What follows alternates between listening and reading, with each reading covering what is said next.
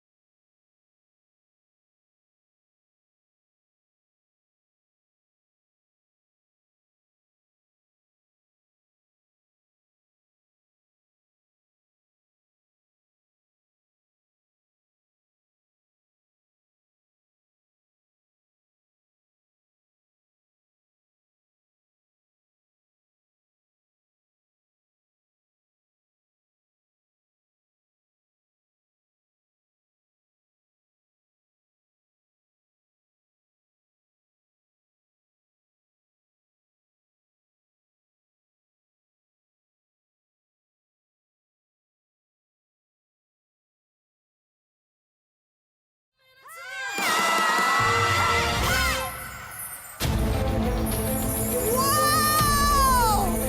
Yan ang ating performer number 10, Krisha Tonyako! Yan! Wow! Grabe!